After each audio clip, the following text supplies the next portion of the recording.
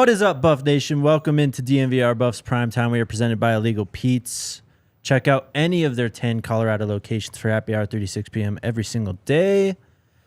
Jake Schwanitz, my guy, once again. Andre Simone, welcome back, my friend. Happy Cinco de Mayo to you. And to you. To super producer Alyssa. To Rhino, who is twerking today. He is twerking today. Twerking on the golf course. Yep. His natural element, where he's most at ease in this world, is twerking on a golf course. He loves that. It's one of the perks of his job. Yep.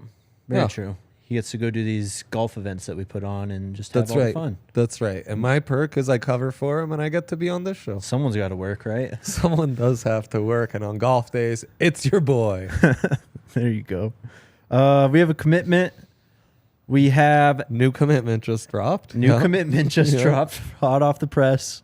We've got a very interesting article from The Athletic that we're going to break down. New slander against Coach Prime just dropped, so we got to cover that. Yeah. Well said, well said. And then one of the top recruits in the nation puts out a top 10 and includes Colorado. My guy. What a time to be alive. Sure is. It sure is, yes. It's just a beautiful Friday in the Mile High City, man.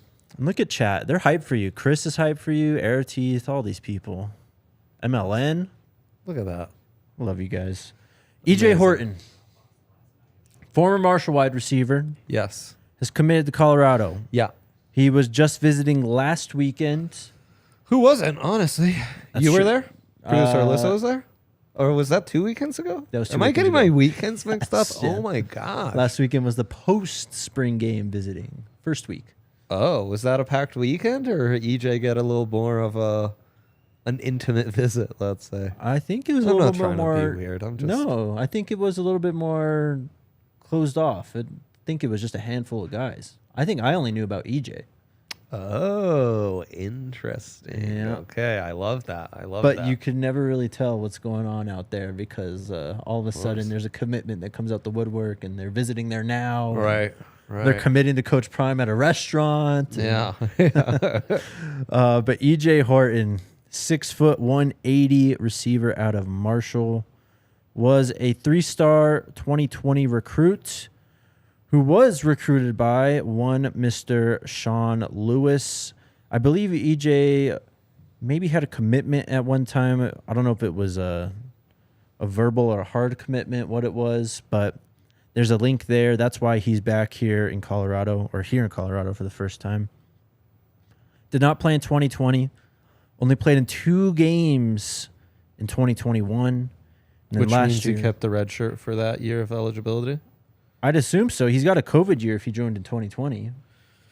Right, so we're talking about at least 3 years of eligibility. Probably 4, though, with that COVID season. I mean, last year could have been his actual, freshman year. Right, exactly. Yeah, right, okay. But I don't know what's going on. Marshall doesn't like to update their roster. Yeah, Jake's pretty disappointed in those guys. More disappointing, Marshall's roster people or the Twitter algorithm that might have shadow banned you? Yesterday, Twitter was on my nerves, let me tell you. Yeah, you guys missed Sassy Jake off air. It was fun stuff. It was really fun stuff. I'm going to say the Marshall thing's more annoying because this is an actual player I want to talk about. Ultimately, the dude just cares about ball, and that's why we love you, man. Just a football guy, bro. Absolutely. But last year, 12 receptions, 186 yards, 1 touchdown. Yeah. We actually have a clip that EJ posted on Twitter, Alyssa, if you wouldn't mind throwing that up whenever you get the chance. 15.5 yards per reception, so he's got some big playability. And you kind of see this in the Twitter clips. This is from EJ's Twitter itself. You were like, where'd you get these, dude? This is straight up like an NFL film, because you having worked at SIS, you've seen it too. I've seen it. Yep. I'll see Daniel Jeremiah and Brian Baldinger post the screen caps, and that's exactly what it looks like. That film's probably straight from the portal, actually. But another guy who adds some speed, and at the very worst, you're looking at someone that can help out in the return game on special teams as a gunner. Just utilize his speed in whatever ways you can. If it's not scoring touchdowns, or maybe it is scoring touchdowns this year. Who knows? But has Coach Prime assembled one of, if not the fastest wide receiving cores in the Pac-12, Dre. In the Pac-12, yeah, you'd think. I mean, it should be right up there with USC and maybe Arizona, who's lost some pieces. What Oregon and Washington try to build through the years. Here we go. We got a return here. So, I mean, yes, on paper, just pure speed, especially with guys like Travis Hunter and Dylan Edwards moonlighting in the wide receiver group. Yes, absolutely. I mean, can we kind of get a state of the wide receiver room at present and what other targets in the portal we're looking at? Yes. Because this, more than any other position on the roster, is what I really have a bit of trouble keeping track of here. So we had the guy that Ryan really liked, Johnson or Jackson. I can't remember the last name exactly. But this was a D2 guy who was like 6'2", 215 or something like that. Right. Had a monster season for, I think it's California University of Pennsylvania, something like that. Yep, that sounds right. Yep.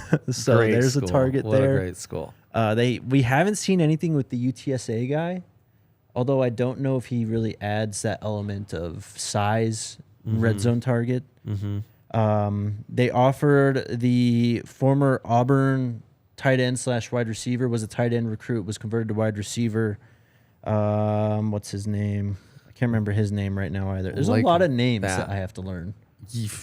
I mean, they're keeping you on your name game, man. They are. They are stressing that to the fullest for you. Yes, absolutely. Okay. And then, of course, you've got, well, you kind of get into it in your article, which we'll talk about. Exactly. Well, perfect transition. So I wrote about this yesterday, posted on the DNVR.com. Yeah, check it out. 3 roster trends from Coach Prime's roster rebuild. And this goes back to something he did at Jackson State. This goes back to something that we talked about quite a lot just as this team was being built, even December. It's outside in. Absolutely. And you see it. Yep. We'll start with the offense here just because we were talking about EJ.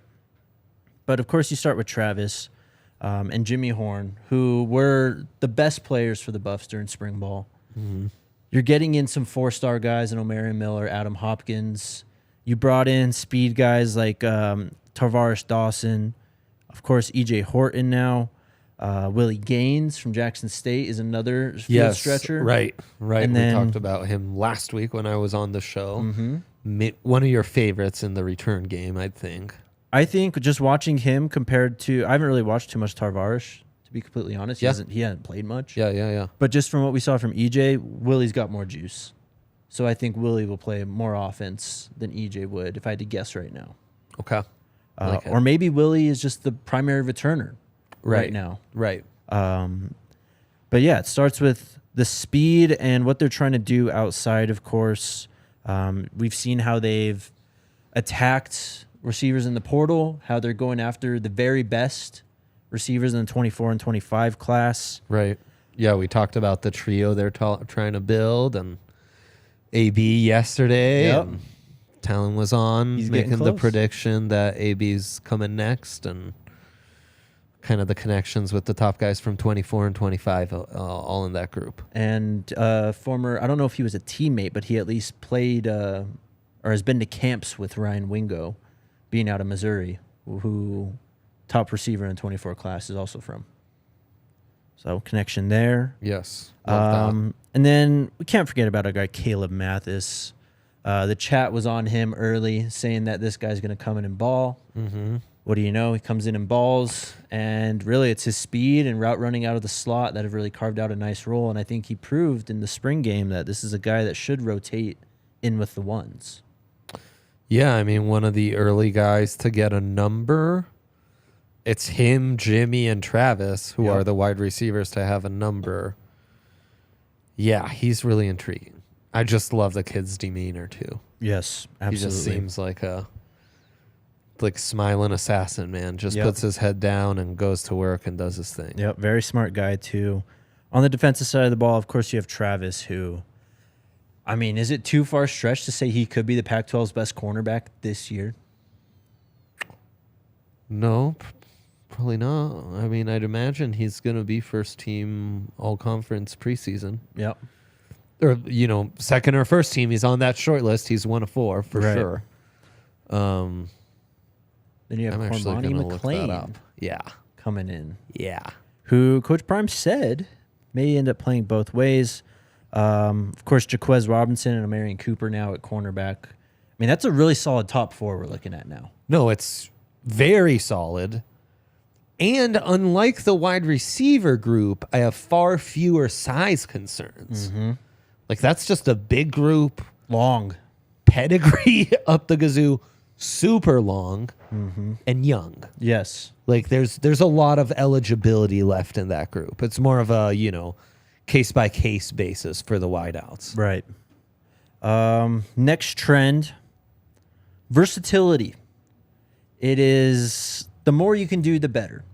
Mm-hmm. And this is the way that college football has kind of been. The NFL has been trending this direction over the last few years. Look at players like Deebo Samuel, Micah Parsons. Oh, yeah.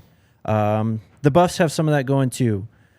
I start with Jeremiah Brown, who ever since he committed to Colorado, it was kind of like, yeah, this guy's going to play off the ball and on the ball. On the edge, he's going to play linebacker. Right. He's just going to kind of be a chess piece for Charles Kelly's defense. Yep. And use that athleticism where you can, basically. And then I started talking about DV Harris here because there's certainly a type, and we'll get to the type that they have on the defensive line. But when you look at DV Harris and his build, I mean, he's around 6 foot 230, which you're thinking defensive end, that's kind of light, blah, blah, blah. But you watch him at Old Dominion, he made plays dropping in coverage, had a couple pick sixes, looked like an athlete moving out there. Yeah. Why not kind of give him the Jeremiah Brown playbook or role and see what he can do in space? Absolutely. And I mean, there's some versatility from the down linemen they have, like I think those guys can play in a 3-man line, but you can also move them all over a 4-man front on passing downs. Absolutely. Shane Cooks, Jordan Dominic, what have you. Yes, exactly. Sticking with these linebackers real quick, though, Brendan Gaunt, who comes in from Florida State, he was a safety recruit. They moved him to linebacker. That tells you kind of all you need to know right there. The guy can just kind of work the alley or drop down in the box, maybe even cover one-on-one in man. He's got the skills. Is he your favorite to be one of the 2 starting safeties now? It's tough. Yeah. Because we have 2 heat-seeking missiles back there. I know. I think we're just going to see a lot of rotation with the safety. I didn't even mention Vito Tisdale, the guy coming over from Kentucky, who Kentucky fans seem to love. So it's getting... Keep this all in mind while we're talking about this, and then we switch to the Athletic article, by the way, because there's some quotes that really make you question what these people are talking about. To defensive end, though, they definitely have a type. All these guys measure around 6'3", 250. Some of them hover, slightly below. I think Jordan Dominic is right at 250. Right. And I think Tyege Alston is probably like 245, something like that. But anyways, they all kind of hover around that area, meaning these are kind of bigger defensive ends. And you'd figure they're going to be hand in the dirt more often than they're standing. So why not slide them into the 5 or the 3 and just move around and, get some NASCAR fronts going on 3rd down. Just get your best 4 pass rushers on the field. I mean, I think they're going to have to. Yeah. I mean, you watch a lot of Big 12 defense, and Big 12 defense is like some of what the NFL's trending towards, and they're in a full-blown 3-3-5 revolution to where the best edge rushers in the conference, lighter guys, like Felix Anaduke Uzarike or Will McDonald, guys who went first round, Tyree Wilson even, are playing in 3-man fronts as the defensive end, as the 4-eye or 5 tech. So, like, right over the nose of the offensive tackle. Yeah. And they're getting against the run. You're sacrificing some stuff because Will McDonald's like 238. FAU, the Kansas State edge rusher, he's 250. On the dot. They're not big guys. They're exactly what you're describing with Taj Alston with Jordan Dominic, and you're willing to sacrifice some of that against the run because then you have that greater flexibility against the pass, and it's 3-3-5. So that means more often than not, you've got 5 DBs out of there. Exactly. And the way you're stacking the depth of this roster on that back end feels like we're going to see plenty of 5 DB looks. I mean, plenty. And like you talk about the heat-seeking missiles. Well, could some of those guys, the Trevor Woods, the Cam Craig, could they play on that second level with the linebackers from time to time? You know, sure. And then you're opening it up for some of those more versatile guys you're talking about, but it's more coverage versatility, than in the box versatility. And now you have 6 DBs on the field, but it's still that 3-3-5 type look, Like, I think you're going to see it's a lot of options that come from the versatility you're talking about. Exactly. And Gaunt out of Florida State, the linebacker, I think, is going to be one of those huge players that kind of really determines how versatile this defense can be. Because if he's able to truly be that just slot defender, kind of, I don't want to say like a Brian Branch because that's a little bit more athletic, I think, and smaller, more corner type build than linebacker. Yeah. But just someone who can help you kind of cover the seams or just, go out and cover a flat or a buzz zone, you know what I mean? Yeah. Something like that. I mean, best guy we've seen at CU doing that was Cheeto. He was just phenomenal in that role. So, yeah, if you could get anything that's another key of being able to defend these spread offenses, is having that. And we do know you're going to have a lot of talent at quarterback in this conference. I mean, a lot. Yep. It's not the running backs who scare you in this conference. It's the quarterback. Oh, yeah. On offense, I mean, guys like Travis and Jimmy can do whatever you want, basically. You can give them the ball in reverses. Shoot, we just saw EJ Horton take a few plays on a reverse or something like that, screens. But Dylan Edwards is the big versatile piece that we're kind of waiting to see exactly what they do when they unleash him. Yeah. Weaver kind of fit that? Weaver was more like your just traditional like possession number 1 receiver at USF. Runs really good routes, has solid speed. He can still kind of stretch the field. Of course, you'd rather Jimmy and maybe Willie Gaines do that. But Weaver can do some of that. Weaver is just, he's just so solid. Right. Jimmy is definitely more the guy that you want coming around. Totally. And I mean, Jimmy's just so like strong, Yeah. Such great contact balance. He makes a ton of sense for that. Final one, experience in the trenches. The position groups most hardest hit by Coach Prime's rebuild, the offensive line and defensive line. Yeah. And they prioritized game experience over everything else. Yeah. Because you just want guys in there who, I don't want to say that the lights are too bright for some of these like younger guys, but just experience, man. You want guys who know and have seen situations on the field who, when you throw out there, you can have some trust. Hey, and it's physical development and it's just maturity, both physical and mental maturity is that those reps bring to you, I mean, that's the area where a quick rebuild, you are going to have to go that route. Because you can't rebuild in the trenches by just taking freshmen and taking, hey, we're going to have some rough patches for a couple years.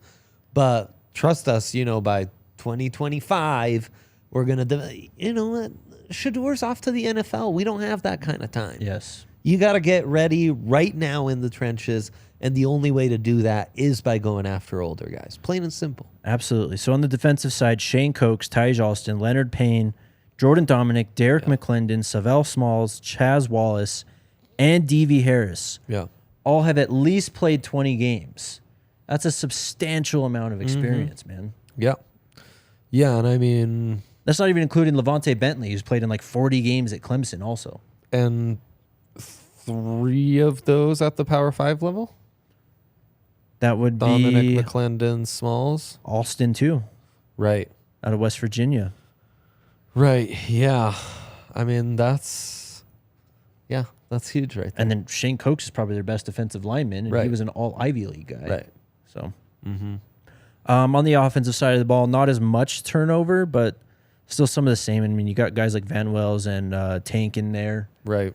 But Tyler Brown, Savion Washington, Landon Beebe all also have played over 20 games in their collegiate career. Yeah, and I mean, you add Bailey to that group, right? Exactly. Another guy. Yep. Forgot about him. Damn. Yeah, I mean, you've got a lot of experienced offensive linemen there for sure. And more to come. More to come. I mean, they're not stopping there, that's for sure. That's, yeah, for sure. Like 100% on that. So keep all of that in mind, what we just said, that last segment. Oh, boy. Because, yeah, oh boy. Shout out to Shador's number 2. Oh, yes. Shador Sanders number 2 barbecue, tomato-based, rich, thick, sweet molasses-style barbecue sauce. Oh, put on the apron, my guy. Whoo! Get a camera on him, Melissa. We aproned he is up ready. Today. We aproned up. Beautiful. You can get Shador's number 2 barbecue sauce at plbse.com. Yeah. For a limited time, use the code ALLCITY, all one word, ALLCITY, at checkout for 10% off your order of number 2 barbecue. Goes great with everything. Yeah. Wings, pork chops, chicken nuggets. Oh, going full chicken nuggets on us, huh? I like me some nuggets. Yeah. Speaking of the nuggets, You're right in the right age group. Oh yeah, nuggets. you can watch them tonight on Fubo TV. Let's go, baby. Fubo. Over 140 plus live channels Incredible. of sports, shows, movies, and news. You can stream from any device, and you can start watching immediately with a 7-day free trial. No contract, no cable, and no hassle. You also get 1,000 hours of cloud DVR included at no extra charge. You can watch the Nuggets. What's that? It's a great deal. It's fantastic. On demand it. I've been crushing Fubo recently, and it's really been a godsend for me. I don't Getting have off to- YouTube for a second. No, we're still heavy on YouTube. Heavy on YouTube. But you can watch the Nuggets playoff run on Altitude and ABC with Fubo TV. Go to www.fubotv.com/DNVR. Sign up for 15% off your first month of Fubo Pro. No, it's been a lot of NFL Network for me. I've got access to NFL Network again on Fubo, so that's what I'm crushing. Look at that. That's a great plug right there. Guy just loves ball, you know. What can I do? say? He just loves ball. Hey, man, Nothing who am we I can to do. turn down a Week 8 matchup between Dallas and Washington that's airing on the NFL Network? Yeah, that was a good one. I don't know. They may be. I don't even know if they played this.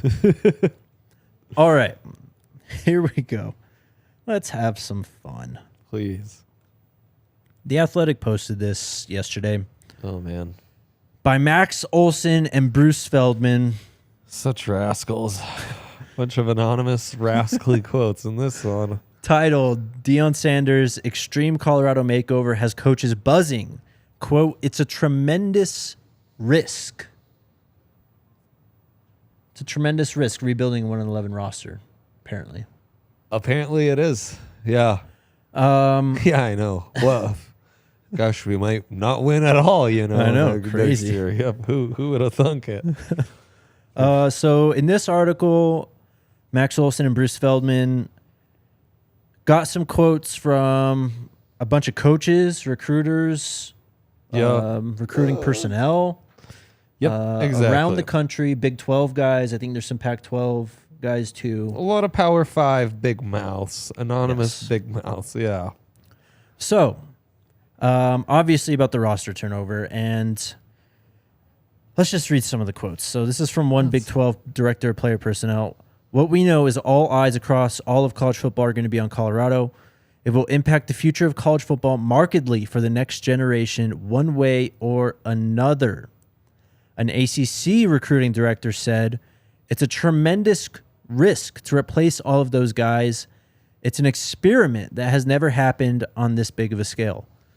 Those aren't bad, and I think those are all pretty accurate. This is kind of an experiment, literally building a team through the portal. No one has really done this. For sure. No one has really done it. Early returns from programs who've leaned into this more, especially in the Pac-12. I'm thinking of Washington. I'm thinking of USC. Certainly were pretty nice. You know, like we all want to be Iowa or Utah and just develop 3 stars that by their junior year are ready to contribute, and you lean into that. That's not the college football landscape anymore. And we knew full well that wasn't going to be prime. I mean, there's just a different sense of urgency. It must be right now. Absolutely. You know, plain and simple. Yeah, man. So, I mean, it's an experiment. It's also an experiment because of simply where we are in this phase of college football. Everything's an experiment. It's not just at Colorado, everywhere. NIL is an experiment. Yeah, absolutely. Right. Conference realignment is on experiment right now.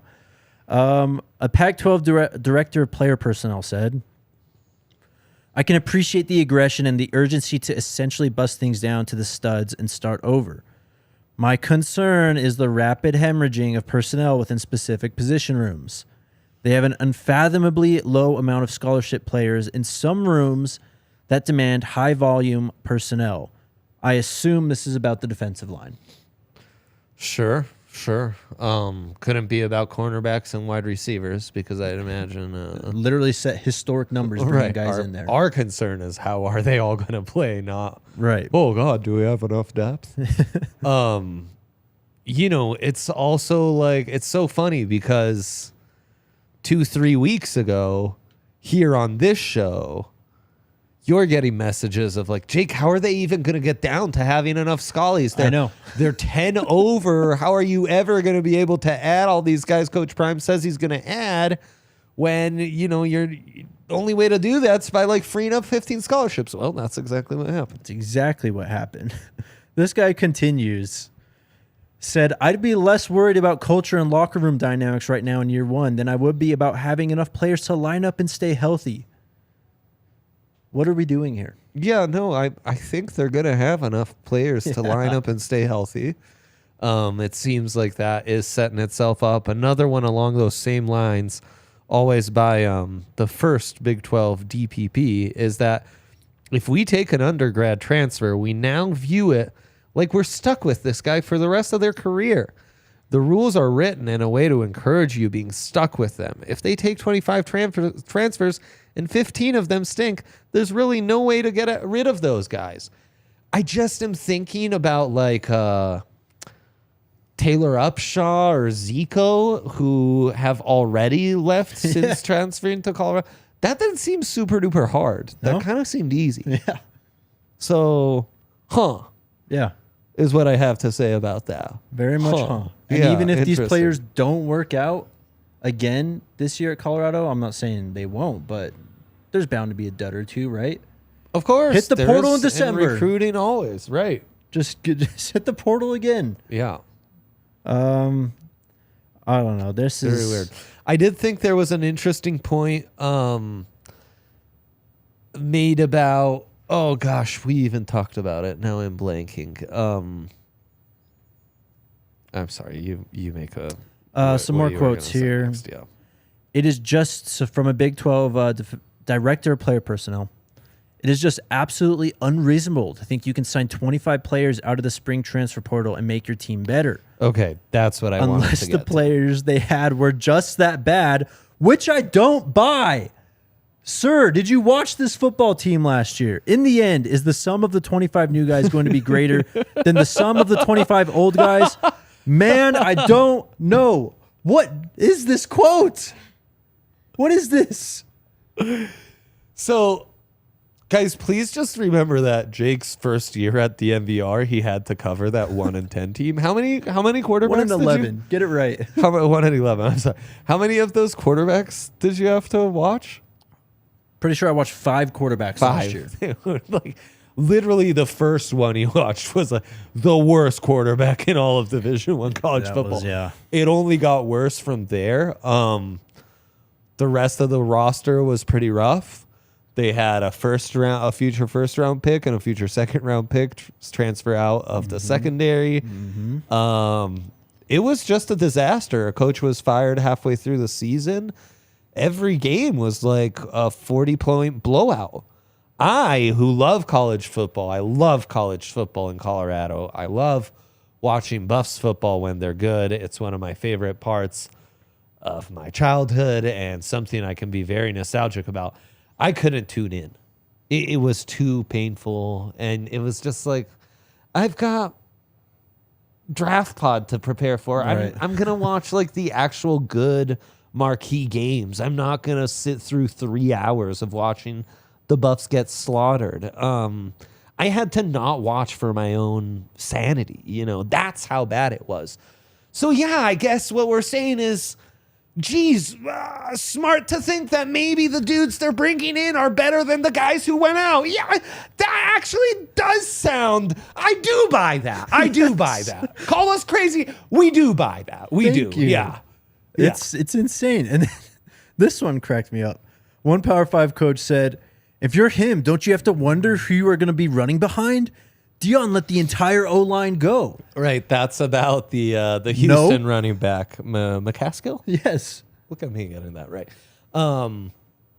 Hey, maybe a fair point. I just mentioned 2 guys from last year who could start on this offensive line.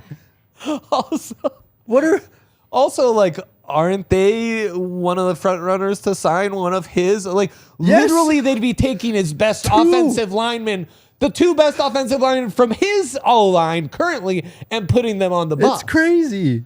He scored like 16 touchdowns with those guys blocking for him. I mean, maybe we can. Cameron Johnson didn't allow a sack in like 600 some rushes. The part I blanked on earlier, but the most interesting point I saw was the hitting the portal in the spring versus the portal in December. This is the only and fair how that point could be from this article. A little riskier. Right. Yeah. And it's just common sense. You leave in December, you have more time. You actually get to participate in spring practices for your new team. It's going to be a bigger, more attractive pool. Yes. Especially with those guys, maybe the D2 FCS guys, you know, it's a bigger pool of those who want to, you know, level up. But again, you're the front runners for a lot of these guys who are still available at Houston, the top G5, running back, O-lineman, at Old Dominion, you know, one of the top FCS or lower level D1. So that crop is still there. And you're getting all these Power 5 transfers. And this one, too, from a Power 5 director of football operations. People can say what they want, but with NIL, for him to get legit dudes, he's got to have real money. Do you even understand? Does this guy understand who the hell he's talking about? This is Deion Sanders. Kids are just going to want to play for him because of who he is. He was doing it at Jackson State. And yes, and it's continued to happen here at Colorado because he maintains they don't have NIL money. Yeah, of course it would. Yep. But you know, it's some very like gatekeepy old guard stuff. Yeah. Where it's like we only conceive this way. Even NIL, we only understand it this way. You have to throw bags of cash at kids because there's nothing behind our actual program. We are just a facade. We are, you know, a paper-thin institution. All that really counts is the money we have because we are susceptible to the fan base losing their mind by week 4 and just firing a guy, and we've got zero ethics, zero long-term planning. We'll flip conferences. We'll flip on anyone and everything, no matter what. Then, yeah, it'd be impossible to understand what Coach Prime is trying to build here at Colorado. Just doesn't make sense, man. Yeah. Thank you to Bruce Feldman and Max Olson for the content today. We appreciate it. Like, truly, with all sincerity. Yes. That was really great. Yes. And big shout out to the Big 12 Anonymous jabronis giving us these quotes. Yeah, you guys are the real MVPs. All right. So, so somber. What else do we got? Williams Nwaneri. Oh my gosh. One of my guy. Yes. One of the top recruits, if not the top recruit in the entire country for the class of 2024. Yeah. Has released a top 10. Disruptive phenom interior defensive lineman. 6'6", 250. Where out of? Out of Lee's Summit, Missouri. Mizzou kid, yes. Talked a little bit about him with Talon yesterday. Right. You did, yes. So the top 10. Tennessee, OU, Missouri, Arkansas, Alabama, Ole Miss, Oregon, Nebraska, Georgia, and Little Ole CU. For the number 1 player in the country who was at the spring game. He sure was. What's up with these guys being in on Nebraska? Like, get with it. They just had a commitment today, too, like a 4-star. I don't know. Trying to play for a, 4-12 NFL coach? Yeah.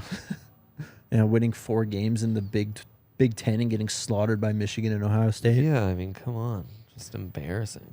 Kiana Wilhite also released a top 6. This is a 2024 defensive lineman, 3-star guy. Very interesting top 6. Okay. Because CU, Yeah. 4 other Pac-12 schools, and then Nebraska. Arizona, UCLA, Oregon State, Arizona State, Nebraska, and CU. No USC in there. No USC. Very interesting. You know, UCLA, by the time he's there, is a Big Ten program. Yeah. But still. Nebraska needs to, figure out their own shtick.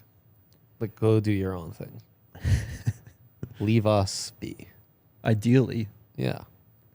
Maybe after CU whoops their ass in week 2 this year, they'll kind of get the message. That would be nice. That would be enjoyable. I agree on that. Kiana Wilhite, 656th overall player in the 24 class, 62nd overall D lineman, a light 6'5", 236 out of Tucson, Arizona. There you go. So we're keeping an eye on that one. It's all about Nwaneri, though. Yes, absolutely. All about Nwaneri. Jason Robinson. Do you remember Jason Robinson, Dre? Remind me. So Jason Robinson committed to USC a long time ago. Yeah. Almost 2 years ago. Uh-huh. Was committed to them till February. Decommitted. Oh, gosh. Has visited Colorado at least once. And I'm guessing he really liked it because he posts those pictures quite often. Uh-huh.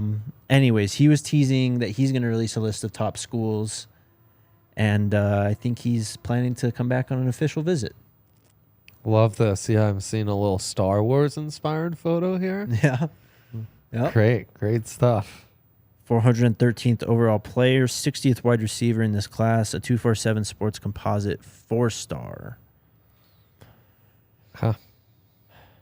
That's all we got today. There you go. Guys, get your questions in now. We will get to them very, very shortly. Yeah, get the likes up. And smash that like button. 170. Let's get our guy Dre to 200. Come on. We can do it. Show Ryan what he gets for twerking out there on the golf course, Absolutely. And follow the podcast, or subscribe to the podcast, I should say, on Apple Podcasts or Spotify. Review? And please, if you wouldn't mind, give us a 5-star review if you've been enjoying the show. Yes. We are a 5-star podcast on Spotify, but only a 4.6 on Apple Podcasts. High enough to where Coach Prime would still recruit us. If everybody in here watching this show right now went to Apple Podcasts and gave us a 5-star review, we'd be a 5-star Apple podcast. Come on, guys. Let's make it happen. Fix that. You can remedy this. You can do it. Shout out to the American Raptors at Infinity Park. Professional rugby has returned to Rugby Town, USA. As your hometown American Raptors have begun its 6-match homestand against the 6 South American rugby teams that make up the brand new Super Rugby Americas competition. You can find their schedule at AmericanRaptors.com. You can also find tickets for the American Raptors at AmericanRaptors.com. And you can stream all of their matches live on ESPN+. If you didn't get the ticket you wanted as an elite athlete, check out the opportunities at Infinity Park. Rugby just may be your next ride. They've got people from all types of backgrounds: football, baseball, basketball, track, wrestling, soccer, out there playing the great game of rugby. It's amazing, man. Also, check out the DNVR Rugby Podcast hosted by our guy Colton Strickler. Oh, yeah. And then shout out to Breckenridge Brewery. You guys know we love our Breck brews here at DNVR. It's going to be a very festive Breck Brew night with the Nuggets playing here tonight. On Cinco de Mayo. On Cinco de Mayo. Yeah, a little trouble. Getting Going to into be a an little absolute trouble. party here at the DNVR bar tonight. Yeah. You could try out some of our favorites, the Mile High City Golden Ale, the Mountain Beach Sour, Strawberry Sky, even the Fun Slinger. They're all delicious from Breckenridge Brewery. You can check out their beer locator at www.breckbrew.com to find a brew near you. There you go. Nicely done, man. Thank you, sir. Yeah. Quite impressed. What do the people want to talk about today? What do the people want to talk about? Miller, Jake, do you have visitors list for this weekend or know where one is? I do not have a visitors list coming out this weekend, but I can try and see if our good old friend Adam has anything worth checking out over at Buff Stampede. That's the place to hit up, exactly. I mean, that's the place to hit up for visitors either way. Yes. We do what we can here, but Adam is just going to inevitably trump us in that regard. Yeah, I mean, And he does killer work, by the way. Yeah, absolutely. I'm not seeing a list. No. So stay tuned. I feel like I had someone visiting that I talked about on Twitter. I'll have to find that one, though. Cool stuff. 1, 2, 3. So what are the Buffs lacking at this point? It's hard to piece all these together. Do they have a complete team? It's getting there. It's getting there. I mean, depth is really where we're at right now. You could throw out a starting lineup with what you have right now. Yes. Yes, you might be a smidge short, like you might want a little more help on the defensive line, depth-wise, maybe a little size-wise. Offensive line, same thing. Maybe a little depth at running back. Do you have a starting tight end? Tight end is probably the one at this point. Of course, defensive line depth. Yeah. Backup quarterback feels like that's an area you want to address. Yeah. For sure. So you're perfecting the roster. You're certainly not at a final version, but I think like if you had to throw out a starting 11 right now, you're not in the worst spot. Right. Thank you, Lawrence. Jordan Buchanan, who we talked about earlier in the week, cornerback from Purdue, is visiting this weekend. Great job, Lawrence. I actually saw Lawrence. him in the chat saying that earlier, so always on top of it. Someone had a comment above Lawrence also. Jaden Davis is visiting from Purdue. Getting some Boilermakers in, huh? The Ryan Walters connection, huh? Yeah, going a little. It's black and gold, but it's a nicer black, a nicer gold. I think that's fair to say. You're not in Indiana either, so you got that going for you. I think we can safely say here that this is a Purdue-friendly podcast. Whoa, definitely. We have no bad blood with Purdue, do we? No, all in on the Boilermakers. Yeah, definitely. Right. Yep, absolutely. Vel, has anyone looked at DNVR Buff Show from last year this time? I wonder what they were talking about. Alyssa, can you answer that? What was Henry talking about this time last year? Were you on at this point? No. August. He's reviewing the season. You know, it was a lot of like the disappointment of the bigger transfers. You know, yeah, it was a lot of the sky is falling. All their best players left. Yeah, and it was a little trying to talk yourselves into the transfers that came in last year. All 7 of them. Yeah. Turned out not that they weren't as great as we might have hoped. They weren't as great, and the quarterback competition was really in people's minds was after a horrible freshman season would Belu or the Tennessee transfer JT Shrout. Wow. Take this So rough, team man. and what we're talking about now and literally go complete 180 exact opposite. That's what this show was a year ago from right now. Yeah, there you go. Chris says no one committed today. Unless something is broken in the last 45 minutes, I haven't seen anything. Let me Right. check the mentions. Last commitment was EJ Horton. I think we're good for right now, so no commitments yet. Beautiful. Well done. ALLCITY, Jake and Andre, what players out of your projected starters on defense are possible NFL talent? And in general, how do they compare to Pac-12 defenses?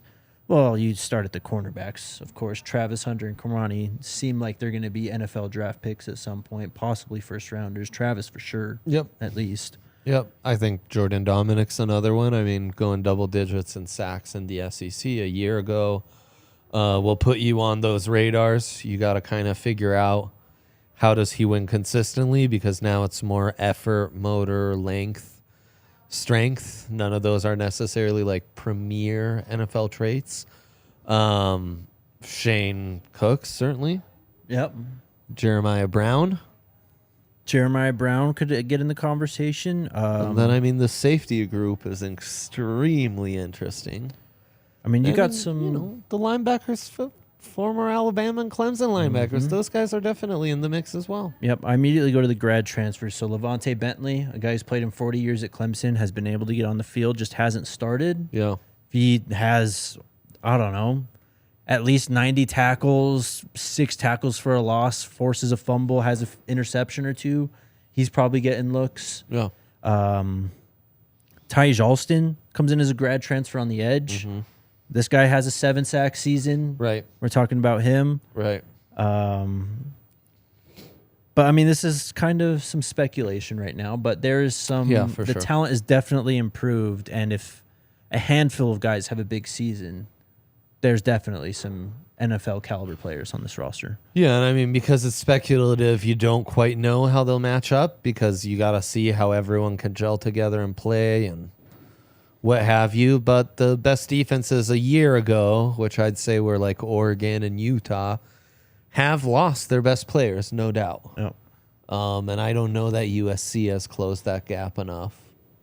They're just going to be so bad defensively. Yeah, I think so too. So how does it stack up? I think it projects to be one of the better defenses of the Pac-12, and maybe a faster, lighter defense. You know, maybe stylistically a smidge different from some of the other top Ds in the country, in the conference at least. A lot of Des Moines Kennedy hype in the chat. Oh yeah, yeah. We're with you, for yeah. sure, man, for sure.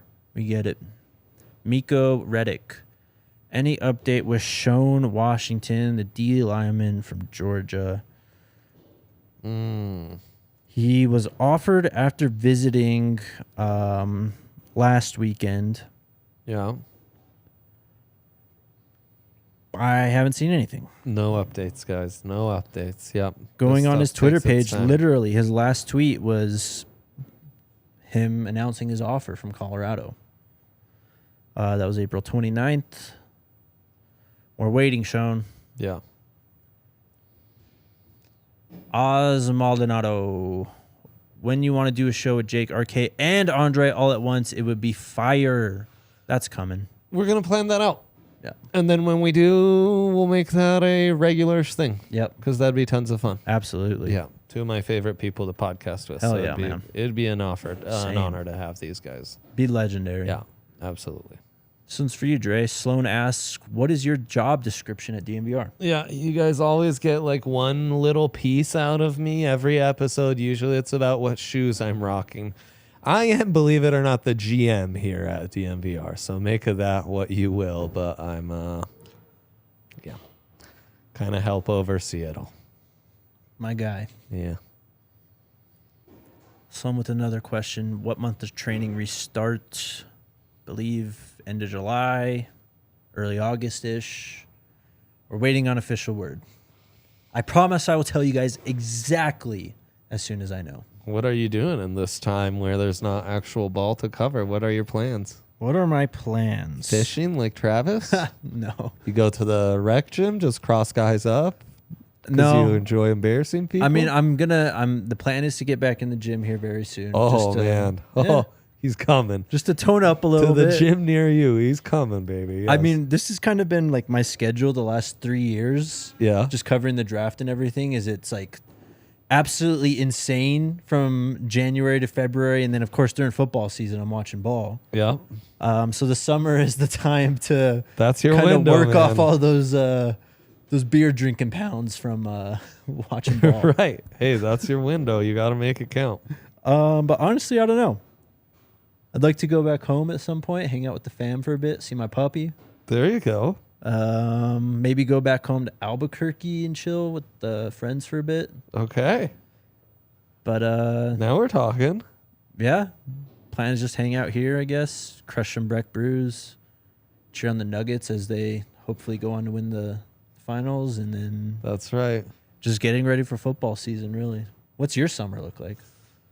Just chilling. I think the wifey's going to be traveling a bit. We'll see which of those trips I partake in. And kind of laying low, hanging out, Yep. staying here, watching the Nuggets like you. There you go. We ain't hard to find. We are not hard to find, but it's always a pleasure doing these pods with you, brother. Yes, sir, my man. It was another great week of the show. I mean, last week was just absolutely legendary, but this week we sustained some momentum. Love that for us. We can't complain right now. Yeah. Big signings, good things happening. Shout out to everyone in the chat. Shout out to everyone listening. Shout out to you, producer Alyssa. Hell Shout yeah. out to you, Dre. And shout out to RK, who's out there twerking on the golf course. Yep. Shout out to you, Jake, sir. Thank you, sir. We'll be back Monday. Go Buffs. Let's go Buffs, baby.